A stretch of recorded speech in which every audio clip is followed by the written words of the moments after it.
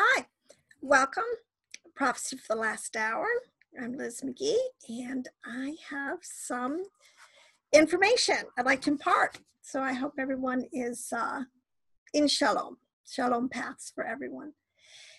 So I have been studying a lot, all sorts of different things, but I want to talk today about trust, in a sense of, can we trust our text? What text can be trusted? I want to say this. I'm a newbie. Look, I've been in this quote unquote game of really reading, discerning, being Berean per se about all of our texts, especially the ones that are coming back to us, Dead Sea Scrolls, now reading the Apocrypha, the Deutecanical works, the Dead Sea Scrolls, even into the Zohar. And I tell you, I feel sorry for people who have not been in this. There's so much disinformation, misinformation, and rabbit trails out there. It says that knowledge shall increase. And I'm like, I would be absolutely overwhelmed if I had to start today. This is just my opinion. And try to make sense of this world. So I'm just thankful to the Father that I got in this, I guess into this game a little bit earlier. So I feel like I have a heads up because it is getting very thick out there. The enemy I always say it's a propaganda war. He has been so busy with his propaganda mills spewing out so much for people to wade through. But if we could simplify this, if we could pick a couple of texts or really, again, get back to a broader canon and trust them that within these is enough information to really begin to piece together sound doctrine and correct lifestyle and the season or the age that we're in. It'd be very helpful. So I have a presupposition. I want to say, well, maybe we can. I want to refer to a book that I have been reading that is really interesting. And I don't usually read, it's a history. It's Josephus. It's this history he wrote. It's called Against a Payan, if I'm saying that correctly. And he is making a case for the supremacy, the antiquity, and the authority of his nation, the Hebrews, and their textural tradition and their understandings, and that they are basically the oldest, the most original, and the best preserved. And if we could agree with Josephus, at least that would narrow the field down. That would at least make it a little bit easier to identify a zone in which we could operate and to have a correct, I wonder if I have this. I have one more piece I have to get. Hold on. Throwing away some of my text that I need for this teaching. My other premise is that, all right, so I'm going to do a lot of quoting from this text up against a Payan, he is kind of against, he's counter-arguing someone who's saying that the Hebrews, all of their understanding is very recent. And he's saying, oh, no. You don't understand who you're dealing with. So I will give you a lot of quotes. But one thing I want to right off the bat is there's a book out there called Second Esdras, all right, which is, let's attach it to Ezra, the biblical prophet Ezra, Nehemiah. That book comes out of that group, those men at that time, Second Esdras, technically. But it said that basically the book that they believed to be the authentic biblical text that would have been in the canon is Second Esdras, not the book of Ezra that we have today, which is sort of like a really skinny, watered down. I mean, if anyone's read Second Ezra, one of my favorite texts, it's got so much more in it than the book of Ezra. So if that is true, then we are going to put Second Esdras right up there with Isaiah, with Jeremiah, with some of our great prophets and sages as texts that we can consider authoritative and we can glean from and we can trust, right? But outside of that, because people are reading outside the canon. So what kind of, because the word canon means rule. It means, it's kind of like the rule you apply to something to decide if it's, the concept of canon, you need to have a yardstick. You need to have something that you can measure something by. And it's got to get to at least 12 inches before it can be considered acceptable versus something that falls short, 4 inches. I'm just saying that's kind of the concept of the word canon, yardstick, rule, the way they're using it. So in against apply, there is this in Deuteronomy 28, it talks a lot about how Israel, he's telling his people, his inheritance, that if you will keep my statutes and obey my commandments and be my people, walk in my ways, I will make you the head and not the tail. In other words, you will, and it says in there that you will be at the head of the nations. And conversely, you get down, it says the curse is if you don't obey me, that they will be struck with blindness, they will be struck with confusion, all sorts of things, physical things, sicknesses, diseases, wars will come against them. But also there is a concept that in terms of the intellectual concepts or the philosophy or their even understanding of their own religion, they will have great confusion. There will be blindness. There will be multiplicity. And that's exactly what we see. So it's quite obvious that, unfortunately, as Ephraimites and Jews, they really are more the tail than the head.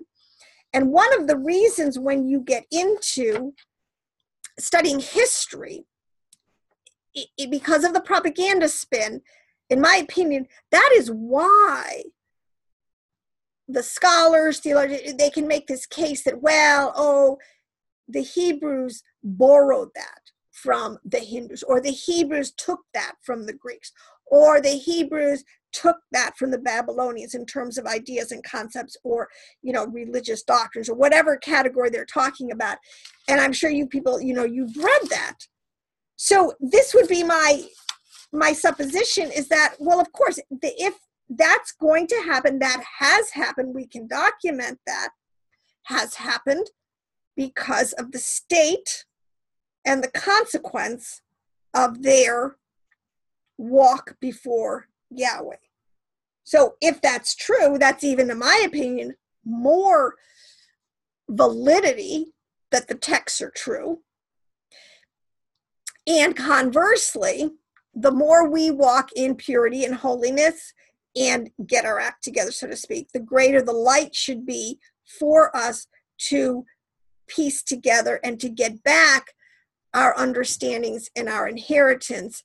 And as it turns out in the end, we will be again the head and not the tail.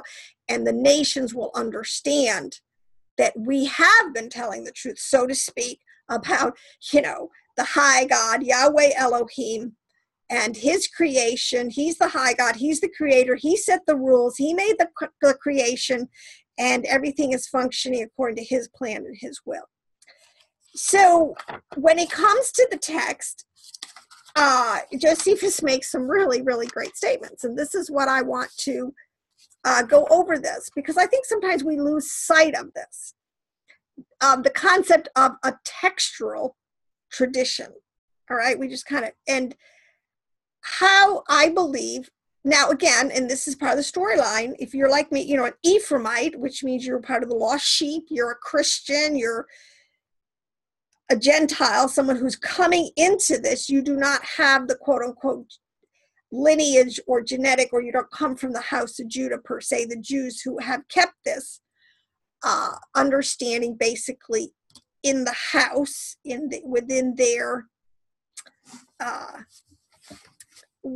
house, in their library, so to speak. So I guess what you have to understand is Judah, and I've said this before, if you read, like it's in the Targums, it says it very explicitly that one of the birthrights of Judah was not only that they would have the bloodline for the Messiah, they have the scepter for the Messiah as king, but they would also be the scribal house, that was part of having the covenants, Paul says, the doctrines, the commandments, the temple worship, all this stuff would stay within Judah and would be part of their inheritance and their responsibility to keep it. So anyways, let's go back to, so on the flip side is, what you have to understand is much of our text that we read, Old Testament, and this is what, again, it says in 2nd Ezra, you have many levels of understanding. So a lot of times, what we call the Pentateuch, the 5 books of Moses, or you go back into the Old Testament,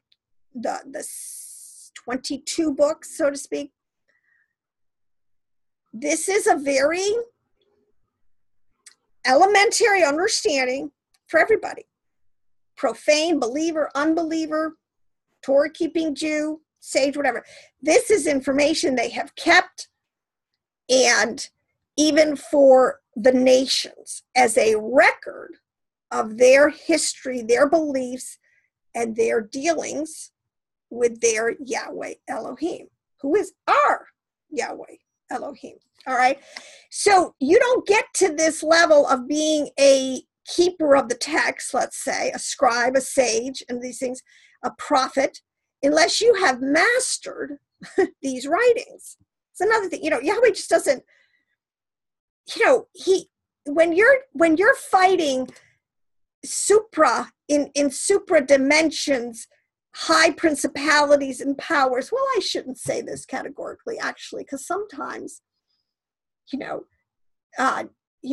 a child can be a great foil in a war. The least suspecting person, the least dangerous person you would think would be the child in the room. And actually, that's the person that Yahweh uses. I mean, that's just sort of, so let me go to another example of what I'm saying. Isaiah and Esdras, Ezra, who I believe in some of the sages will tell you that it really was, that Ezra and Nehemiah is the same person, all right? Who was so instrumental at the time after the destruction of the first temple, when they came back from Babylon to rebuild, so much would have been lost. And one of the things they had to do was to rewrite the text, all right? A huge responsibility. Can you imagine? Seriously, think about it. If you were having to come from the scribal house and you understood, and Yahweh was very clear, you don't change one word, because it says it actually in Deuteronomy, what is quoted in the book of Revelation. You don't add to it, you don't subtract from these words.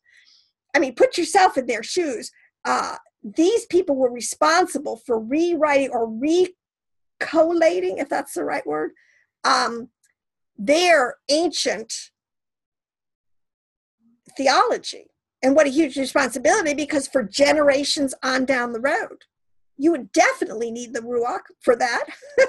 And you would definitely want your best and your brightest and your holiest. All right? Because it's all predicated on holiness to be part of that. And that's where we get the concept of the great Sanhedrin. So what I'm saying is that people like Isaiah, Ezra, Jeremiah, a lot of these great prophets, they were no slouches. This is to world history, to understanding all the nations that they were dealing with, and where those nations came from, their genealogical seed lines, how they fit in the bigger picture, whether they were Torah, or let's say friendly to Israel or unfriendly, and then projecting into their future. See, this, when I say, I guess one of my things is we don't have the respect, in my opinion, and so many of us think that we are just so equipped after a couple of years to be a Torah sage or a Torah scholar. I just get humbled every day, whatever. So I just want to say, I think we owe them a lot, and that it would behoove us to have, a high level of respect for the level of and I have another friend who calls it your spiritual quotient, to be able to be even in this category of human being.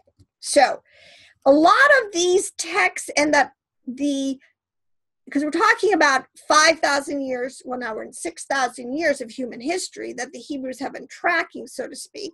And our history as quote unquote Christians, or, lost sheep, is also part of that. Our 2,000 years is part of that 6,000 year history. So I always like to paint the big picture first. To me, it's much more helpful to get the bigger overarching picture so you know where you are, and then hone on down to what it is that you want to, zero in on. So in the Fertile Crescent, which is an area of the world that we're dealing with, this is a very specific geographic area where much of the drama and much of it is played out. And you have many ancient cultures: Hittites, Babylonians, Assyrians, Chaldeans. You have Ethiopia is a big part of this picture, with righteous remnant always being down in Ethiopia. We know Iraq and Syria, Turkey, Palestine, Egypt. These are all, even Iraq is a modern name, all right? This is an important thing to understand, that this geography is kind of where the action was in many respects. But when you realize it, you cannot forget that the rest of the world, when they talk about the nations, is the whole inhabited world, which we know now, seriously, archaeologically, included the Americas, included up into China, included deep into Russia, included way down into, Africa, all right? And there is many references in our texts. These were probably understood to these places. But basically, we are dealing with a geographic, they call the navel, the center of the earth, because that's where a lot of this history is played out. But so let me get into, so my promise would be that from Deuteronomy 28, to make sure I said that if you were to, if you stick with me, keep my commandments, remain a holy nation, professing me, that I will set you above the nations, and I will establish you as a holy people.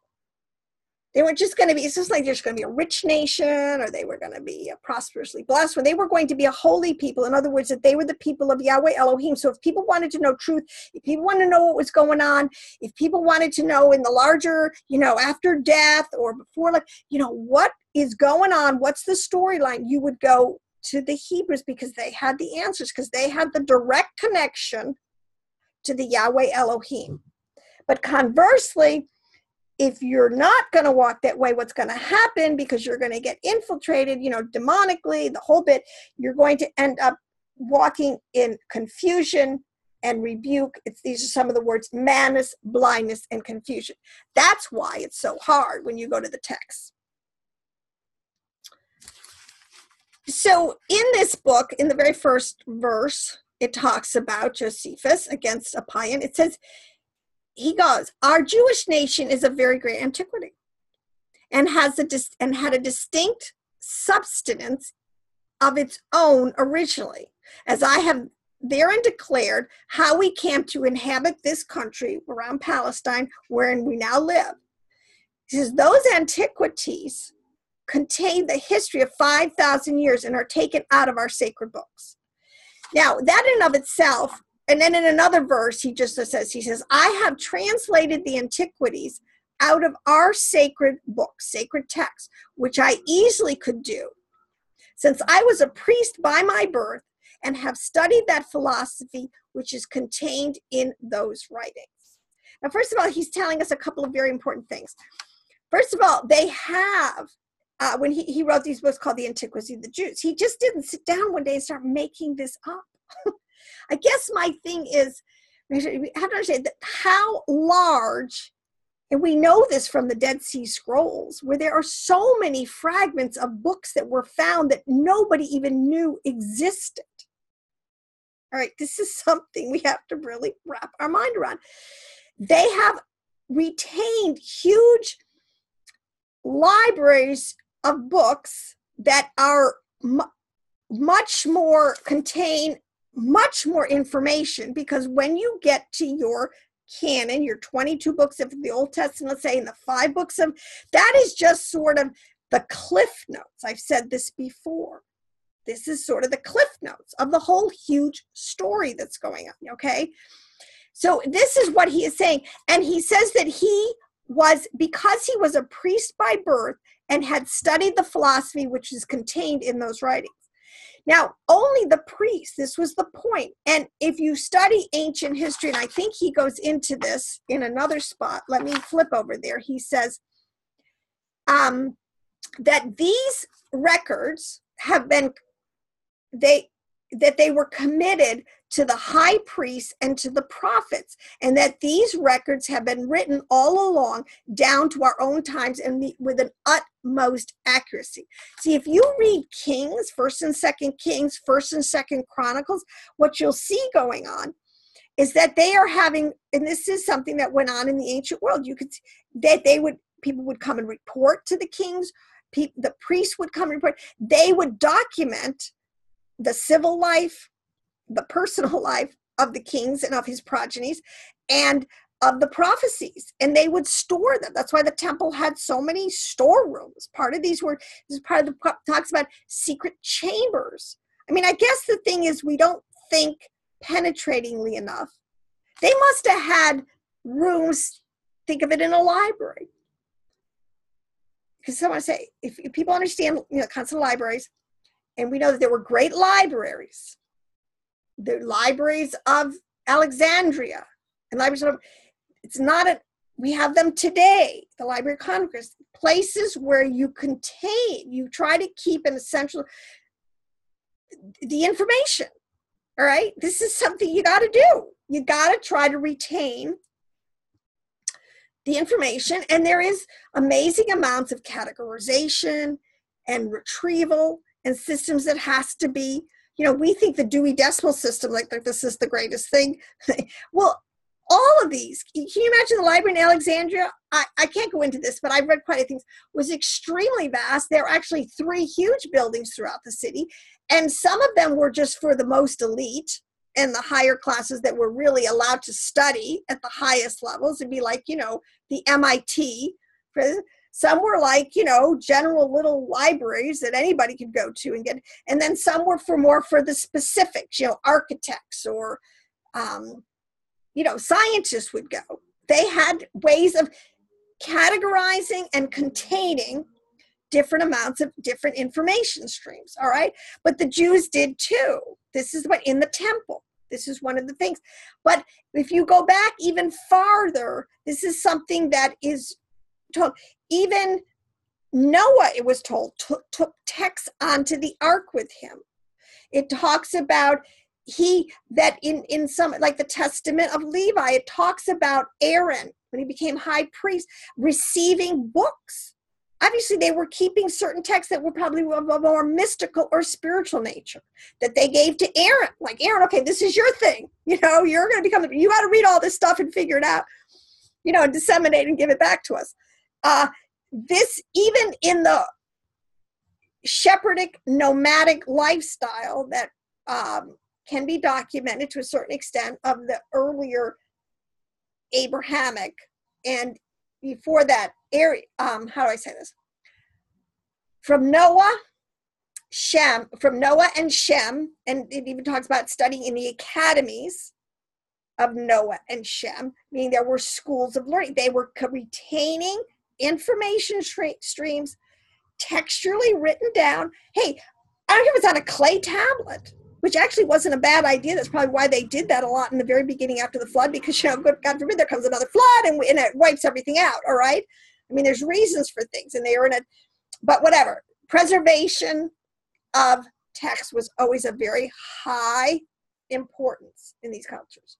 Now, when you get into the library, to the temple, there were huge rooms. It's called the chambers, that they would keep scrolls. There's a story of one of them going to get a scroll. I don't know if it was a scroll of Isaiah, or, to go get the scroll where the prophet, the king is saying, so we can see what he said. Because I think that prophecy is happening now. Let's get the scroll. Let's see what he's saying. So this whole textual tradition was the job of the priests to keep, to catalog, to learn, to memorize. And I've done YouTubes on this where the oral Torah, memorizing this stuff was way more important. And many were called to do that. That's where you get this concept of an oral tradition or an oral Torah. Because if you lose the text due to fire or famine or war or whatever, you have people who have retained it. I mean, I'm telling you, this concept of transmission is huge. And I don't think we appreciate it enough, especially now in our little digital age where, it goes up on the cloud, whatever. Okay. So this concept of oral retention is huge in the ancient world, in our Hebrew, especially in our Hebrew. And part of the priest's job was to memorize, literally, this information. So, and also to learn specific rules of textual transmission, to write it down, how you did it. And this is a huge whole set. There isn't time in this video to discuss it, which is the vowel points, how they weren't written, but because the priest he knew the backstory, he knew what the word meant, he inserted the vowel points to give it that meaning. I mean, there's so much involved in this, all right? So what I'm saying is that for Josephus to say, I'm a priest from birth, I've been born into this world, so I get it. That's why he was such a great historian. Do you think it was an accident that Josephus, this priest, lived at this particular time, had this gifting, had this family lineage, and that he was able to be a documenter of everything that went on? I mean, no. All right? But we should thank Yahweh for foresight but I don't want to go down that rabbit hole. Wait a minute. So he said, have studied the philosophy. So we know that he was a priest by birth, which entered him into this world of textual transmission and everything that it meant. And then that he had studied the philosophy, which is contained in those writings. See, this is the key. This is what really getting to be a little pet peeve. Not really. What we don't understand as Ephraimites is that there's a philosophy to the writings. It's all spelled out in other texts. So if you've never read those texts, you don't really know the philosophy, and you're making it up. And that's unfortunately the problem we have today. So, and it is this philosophy that I'm going to go show that Josephus is saying, look at, we're the ones that had this original, and I will use the word, get ready, theosophy. You could use the word theology, because they're saying we are the righteous remnant from Adam. We got the storyline from the garden. We've been keeping it forward, and we know prophetically we're going forward to see the end of the age. Is the word tele. There's also a word meaning there's a point in time. They're going somewhere. See, the Jews are, this thing ends. This is not a forever and ever and ever and ever thing. There's an end point. There's an end game. And they see themselves sort of in this stream. And so they have to know the beginning, the middle, and the end. And this is why you get great prophets who kind of know this and can kind of, with the Ruach, kind of piece together the beginning, the end, and the middle, and you can kind of know where you are, and the Ruach can help you project forward. I mean, prophecy isn't that much of a mystery, I'll tell you the truth, when you get to understand it truly and deeply from a Hebraic point of view. And they had all ways in which they could test the prophets to see if they were a false prophet or an upstart or somebody who wasn't quite mature enough, didn't quite. So that's another whole rabbit trail.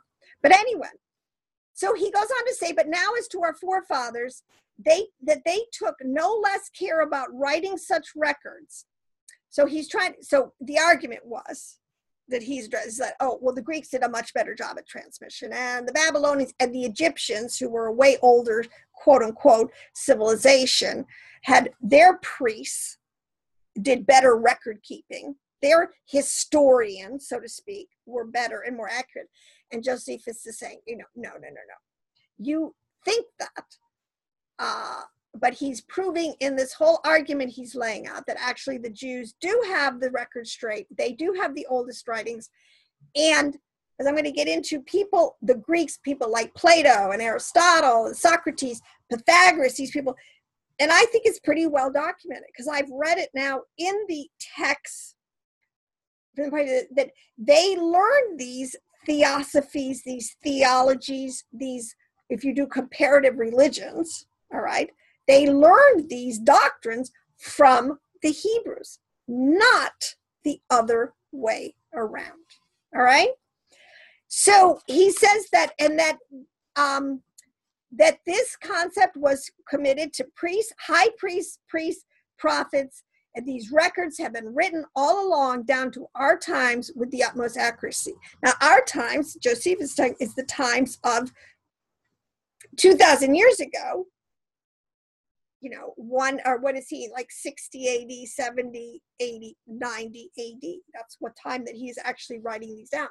He says, for our forefathers did not only appoint the best of these priests and those that attended upon the divine worship for that design from the beginning, but made provision that the stock of the priest should continue unmixed and pure. There's so much involved in this, but this is why, you get this pure Kohanine bloodline. They took it so serious, and for many reasons, and this is where you get into Mary, who comes also from a priestly line. But let me get back. Should continue unmixed and pure. For he who is partaker of the priesthood must propagate of a wife of the same nation, without having any regard to money or any other dignities, but he is to make a scrutiny and take his wife's genealogy from the ancient tables and procure many witnesses to it. And this is our practice, not only in Judea, but wheresoever any body of men of our nation do live. And even there, an exact catalog of our priests' marriages is kept. I mean, either in Egypt or in Babylon or in any other place where the rest of the habitable earth, whosoever our priests, wherever our priests are scattered, for they send to Jerusalem the ancient names of their parents in writing. See, this is huge, people. We don't understand that the genealogical records kept by Judah were, yes, for the bloodline of David, King David, for the kingship, but for the priesthood also. That's why he is king and priest. This gets into the whole concept of the genealogies. And as we know now, history is that the Melchizedek priesthood, or the priestly lineage, obviously trumped at the time of Yeshua than the kingly one. All right? Let me just say this. But the point is here, there's 2 points I want to make out of this. That there's a story where in the time of Ezra and Nehemiah, they're coming back from Babylon, and they are reestablishing not only the text, but the genealogical records. Because you understand, when Babylon came in, they burned everything to the ground. And this, if you don't think history repeats yourself, people, you understand. Jerusalem has been razed, and I think it's going to be a 3-time deal. In the first destruction of the temple, Babylon, they razed it to the ground and they plowed it like a field. There was nothing left of worth standing. Happened again with the destruction of the second temple. You can make the case it's going to happen again at the end of the age here, but we were not going to go there. Oh my gosh, we're not going to go there. So anyways, but we're talking about what is the genealogical record that Ezra, Nehemiah sent back a lot of the children and the marriage partners at the time because they were not pure stock. That some of the people And some, even in the priesthood, had married outside of that mixed, and had mixed the genealogies. And he made a decree, and he said, look, if you have, this is your bloodline, I'm sorry, love you, buddy, but you cannot be part, and you cannot incorporate yourself, moving forward. We're going to establish pure pedigrees, and we're going to build on that foundation again. And they've done this, they've had to do this over and over. There's just so much in this concept, all right? But basically, and people want to think it's so elitist or whatever. It's not. It's so necessary for many prophetic reasons. So he says, and this was the practice, but he is to make a scrutiny and take his wife's genealogy from the ancient tables and procure many witnesses to it. And this is another thing you have to understand.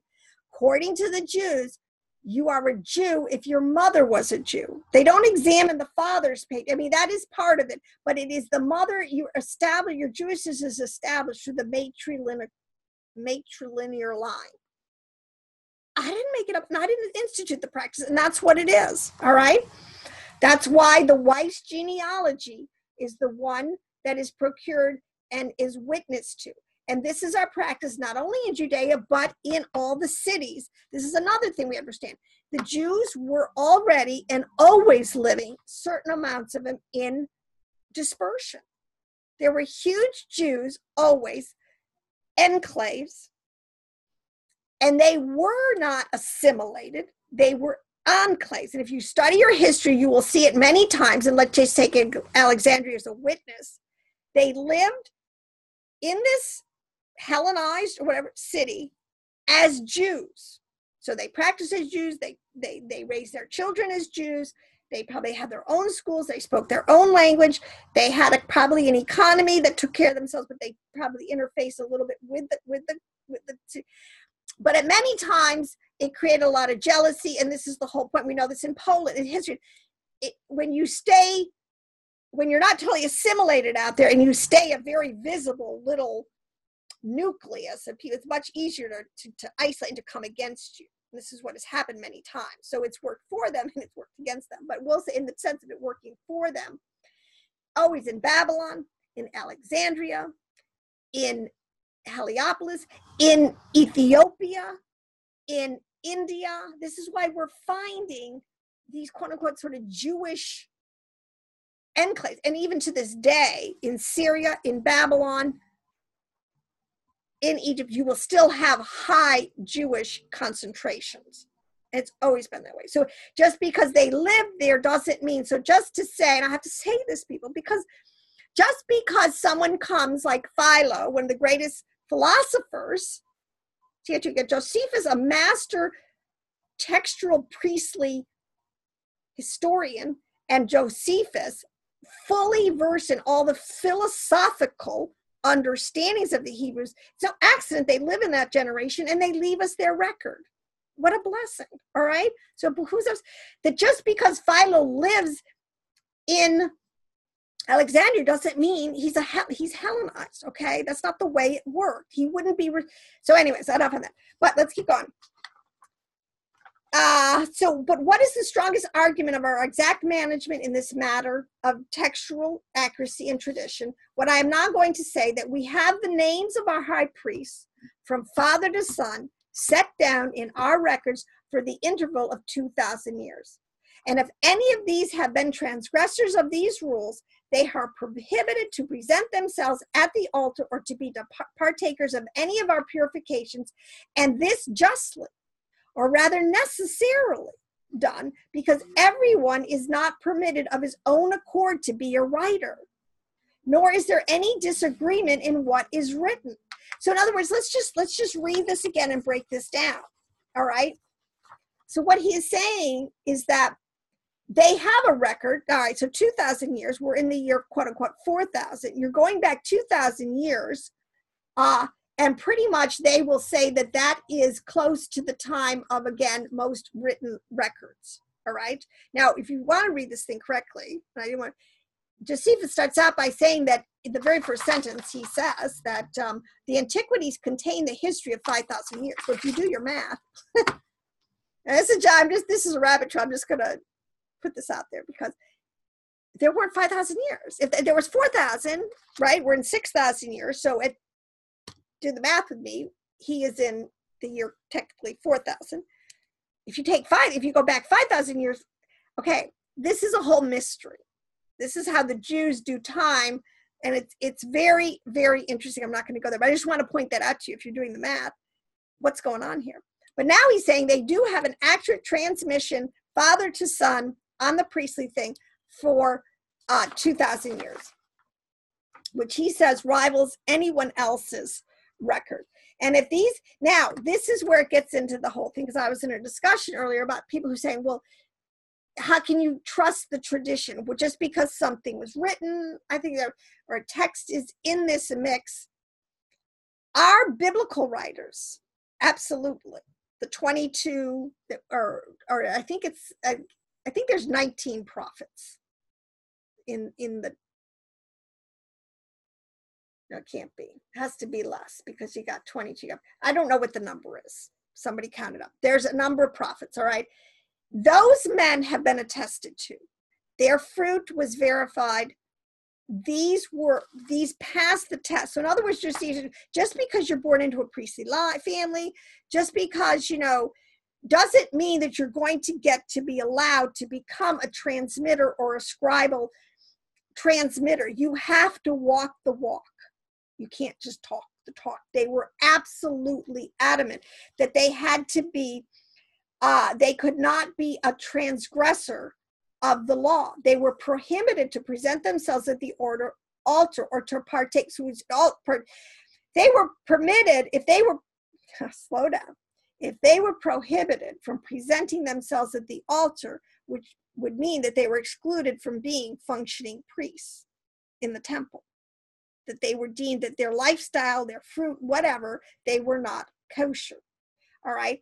Or they're partakers of any of the other qualifications. And it's just and it's necessary to be very, you could say, harsh like this, because not everyone, you're not permitted to be a writer or a scribe just because you're born into the family, let's say. You have to, it's a calling.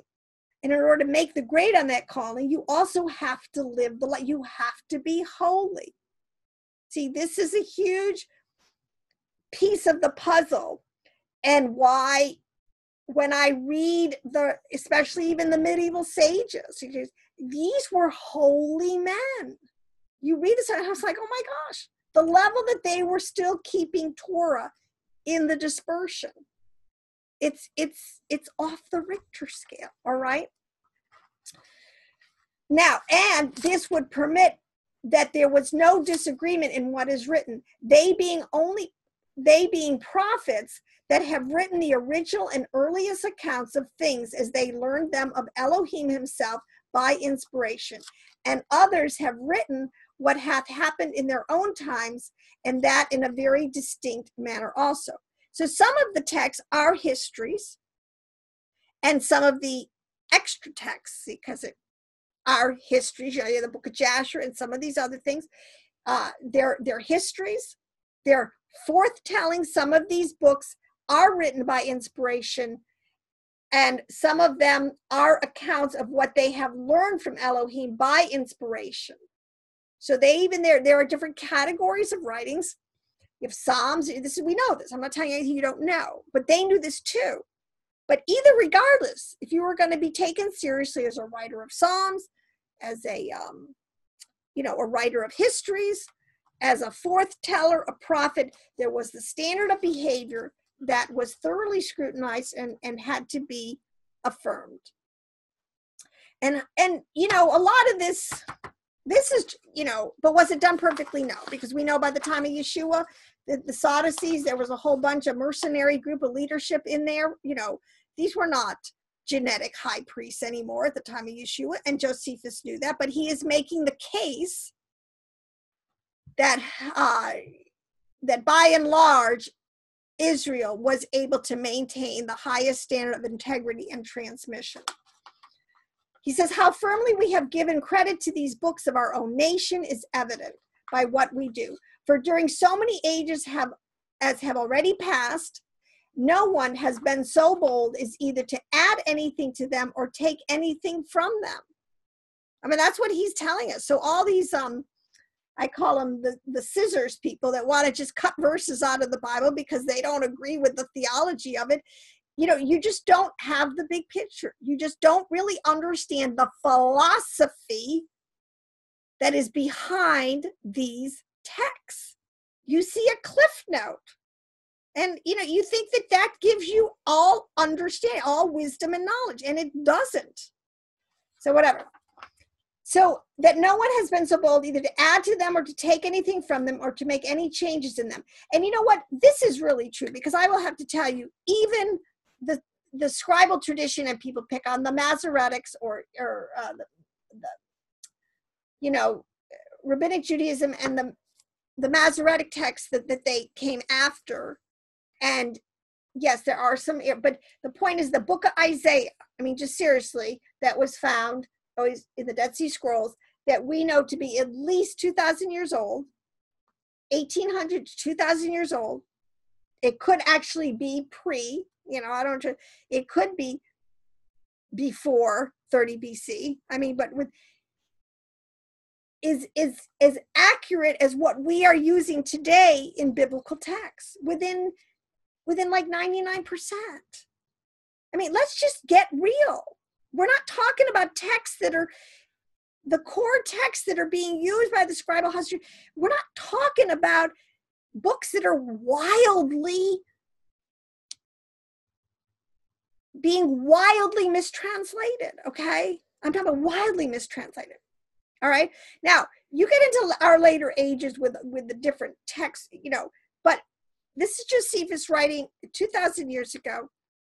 And he is even saying, and give credit to the books of our own nation is evident, for during the many ages that we are past, no one has been so bold as either to add anything to them or take anything from them or to make any changes in them, but it has become natural to all Jews immediately and from their very birth to have seen these books to contain divine doctrines and to persist in them, and if occasion, be willing to die for them, willingly die for them. I mean, like he says, not many people would die for their textual tradition. And these people, when you said, were horribly tortured, many of them. I mean, Rabbi Akiah, whatever you think of him, whatever, you know, in one of the greatest Torah scholars that ever lived, his body and knowledge, they flayed him alive. They literally flayed me, took the skin off of his body. That's how he died, torturing him that way. And he submitted to that rather than deny his textual tradition, his Judaism. I mean, Yeshua died a horrible death, but for what, you know, and we know truly as our Savior that he was taking the heat for a textual tradition. He knew who he was, and he knew what he was preserving, and he knew what he was fulfilling. Anyways, but it became natural to all Jews immediately from their birth to esteem these books to convey dying doctrines. I mean, this is why the Jews, and I'm talking about righteous Jews. There's many secular Jews, just as many secular Christians, but the core that do believe. Let me tell you, there is faith. There has always been great faith in Israel, in Judah. But now, Pythagoras, okay, who was a Greek, you know, he's one of the greatest Greek mathematicians, philosophers, scientists, you know, he's a big name, lived in very ancient times and was esteemed a person superior to all philosophers in wisdom and piety towards Elohim. Now he's going into the Greeks. He's going into his argument of why, you know, the Greeks really are borrowing their information from the Hebrews and not the other way around. But Yahweh's allowing, you know, this is the point. He's allowing it to be this way for now, but it will not always be this way. At some point, things will change, and our light, the light of Israel, will shine brighter than any of the other quote unquote sons, God, you know, out there. All right, so he says that Pythagoras, all right, now this is important. I want to read this. A person superior to all philosophers in wisdom and piety towards Elohim. Now it is plain that he did not only know our doctrines, but was in very great measure and a follower and admirer of them. There is not indeed extant any writings that is owned for his, so he didn't leave any writings of his own, but many there are who have written his history, of whom Hermippius is the most celebrated. And this is what Hermippius had to say. He said, this he did, meaning Pythagoras did, and said in imitation of the doctrine of the Jews and Thracians. Now, the other thing that's coming out, which is really interesting, is the Thracians seems to be a very ancient, again, offshoot of Israelite stock that kept, again, many accurate oral traditions that agrees with the Hebrew and even agrees with much of Christian history, thought, and doctrine today.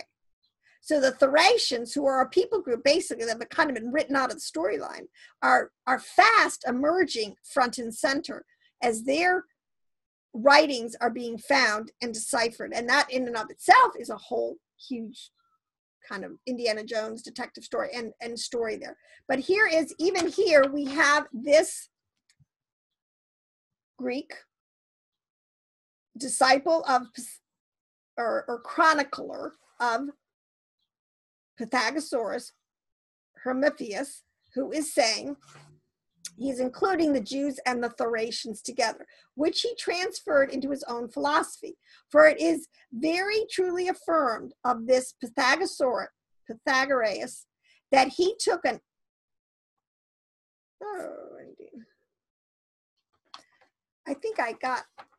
here it is. And that he took a great many of the laws of the Jews into his own philosophy.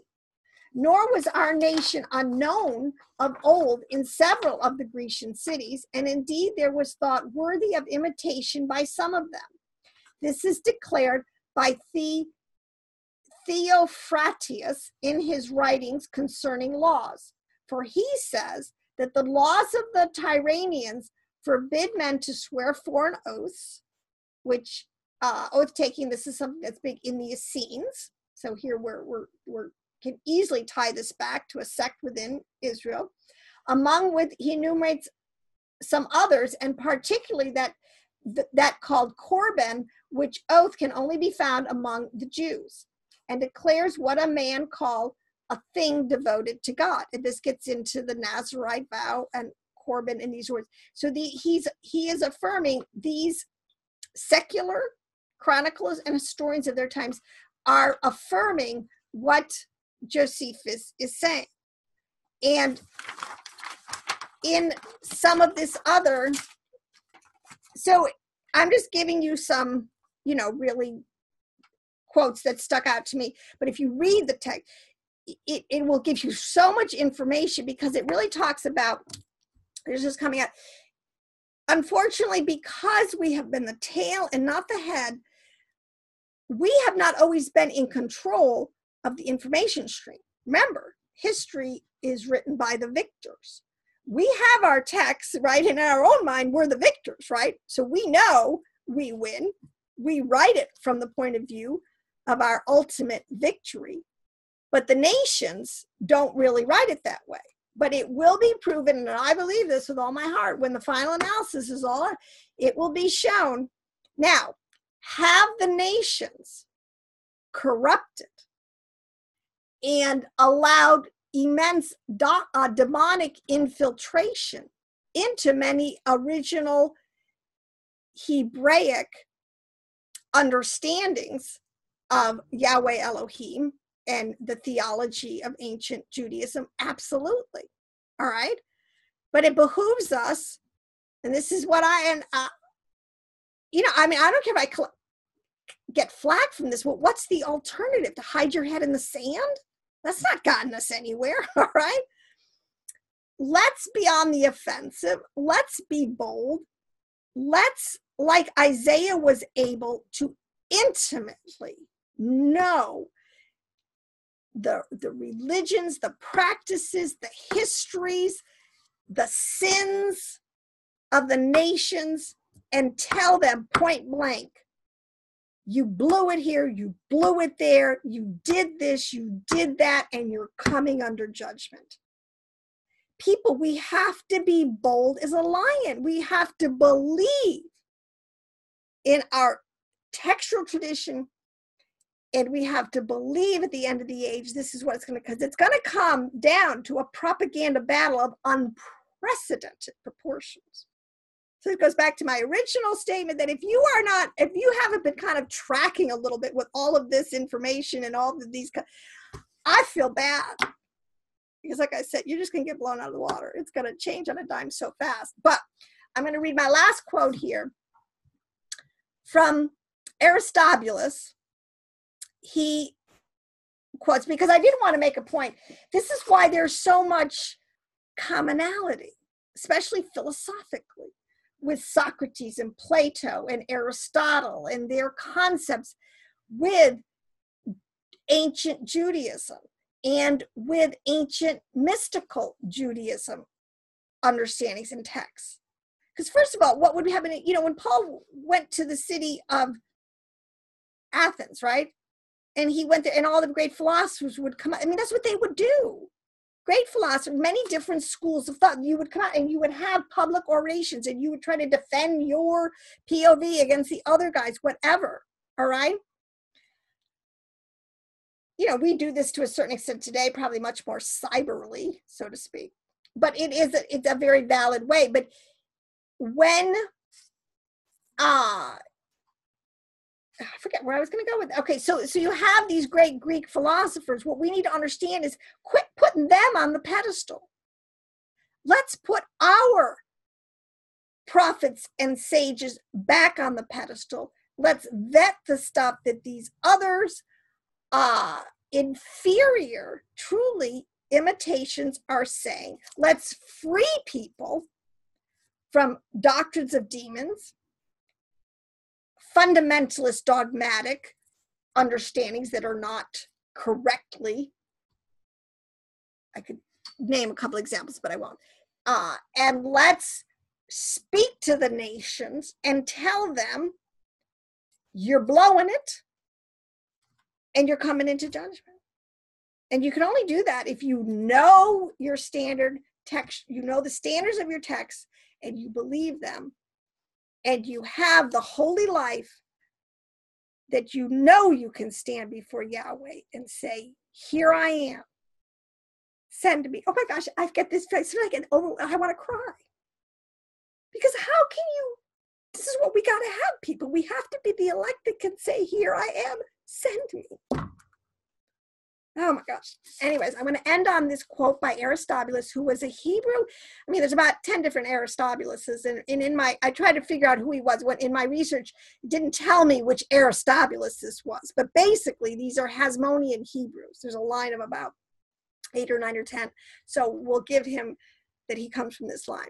And this is his last quote. He says, it is evident that Plato imitated our legislation, and that he had investigated thoroughly each of the elements in it. For it had been translated by others before Demetrius, Phalereus, before the conquest of Alexander and the Persians. The parts concerning the exodus of the Hebrews, our fellow countrymen, out of Egypt, the fame of all things that happened to them. We're talking about the first Exodus, all right? He's saying, and the fame that happened to them, the conquest of the land, and the detailed account of the entire legislation was translated. So it is very clear that the philosophers mentioned above took many things from it. For he was very learned, as was Pythagoras, who transferred many of our doctrines and integrated them into his own beliefs. We've got to stop letting the world make us the tail. And you can trust that you don't have to be the tail anymore when you know you are leading a holy life in front of Yahweh, your Elohim, and only what pleases him. So on that note, shalom, shalom, shalom pass to you. And I hope this blesses you and gives you great faith. In Yeshua's name, amen.